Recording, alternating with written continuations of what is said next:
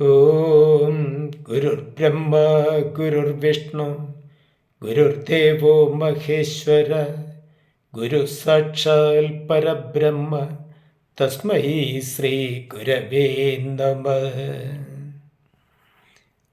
സർവാദരണീയരായ എല്ലാവരെയും ഭാരതീയ കുടുംബത്തിലേക്ക് സ്വാഗതം ചെയ്യുകയാണ്.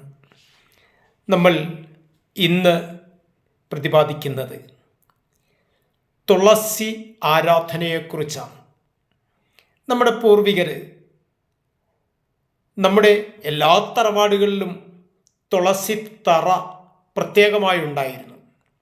അത് നിശ്ചിത സ്ഥാനത്ത് 21 അങ്കുലം ഉയരത്തിൽ തുളസിത്തറ പണിതീർത്ത് അതിൽ തുളസി നട്ട് എന്നും നനച്ച് അതിനെ പരിപാലിച്ച് എന്നും വൈകുന്നേരം നിലവിളക്കിൽ നിന്നൊരു ദീപമെടുത്ത് കൊണ്ടുവന്ന് തുളസിത്തറയിൽ വയ്ക്കും.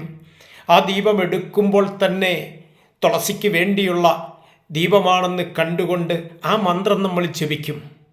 പ്രസീദ തുളസി ദേവി പ്രസീദേ ഹരിവല്ലഭേ ക്ഷീരാർത്ഥമതനോദ്ഭൂതേ തുളസി ത്വം നമാമ്യഹം എന്ന് ജപിക്കും. അല്ലെങ്കിൽ ഓം വിഷ്ണുപ്രിയായേ നമ, ഓം വിഷ്ണുപ്രിയായേ നമ, ഓം വിഷ്ണുപ്രിയായേ നമ എന്ന് മന്ത്രം ജപിക്കുന്നുണ്ട്.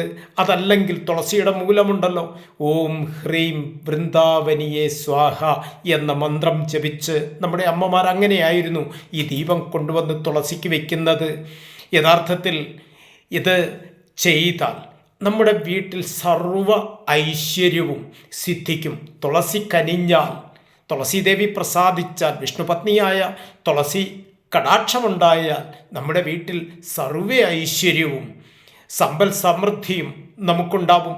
ഇത് മനസ്സിലാക്കിക്കൊണ്ട് നമ്മുടെ പൂർവികർ അനുഷ്ഠിച്ചു വന്നിരുന്ന ഈ ആചാരങ്ങളൊക്കെ നമ്മളെല്ലാവരും അനുവർത്തിച്ച് മുമ്പോട്ട് പോകേണ്ടതാണെന്ന് ഒരിക്കൽ കൂടി അറിയിക്കുകയാണ്.